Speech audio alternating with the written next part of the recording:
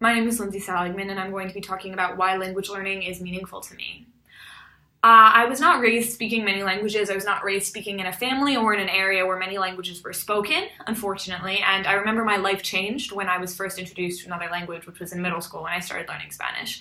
I kind of realized that language learning was a way to have access to people and to ways of thinking that totally would be inaccessible if you were not if you did not learn the language. So I kind of, this changed my life. I began seeking every opportunity I could to learn other languages. I started taking French. I was an exchange student in Russia in high school. And then after I graduated high school, I decided to do a bridge year with Global Citizen Year in Ecuador. What this meant was I went to Ecuador for a year. I lived in a town called Santa Rita with a host family, and I taught English there. And in Santa Rita, the majority of the population is indigenous, and they speak Quechua as their first language. So I'm naturally kind of a shy and introverted person. I have trouble making connections with people quickly. So what I decided to do was connect to them. If I couldn't connect to them through jokes and through being outgoing, I could connect to them through my passion for language learning. And so I kind of decided, okay, I'm going to try to learn Quechua. And I told everyone to speak to me only in Quechua. I tried to speak only in Quechua to them. And gradually I was able to kind of pick up enough to understand what was going on, have conversations. And it really was meaningful because it enabled me to connect to the people in my community in a way that I know I wouldn't have been able to do otherwise.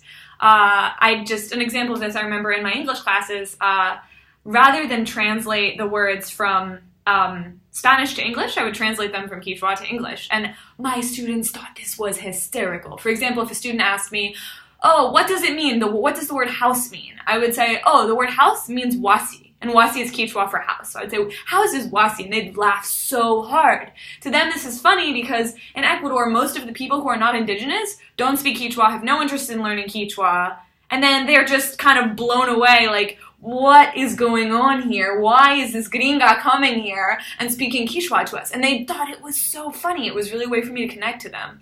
Another way that I remember Quechua helped me connect to people was we had a goodbye party, and my host dad kind of was pushing me to make a speech at the goodbye party in Quechua because most of the host families of the people in my program were indigenous. And so finally he convinced me, I finally did it. And I remember then, like, the whole rest of the day, it made me kind of very moved to see my host dad kind of smiling and being like, I taught her that, I speak to her in Quechua.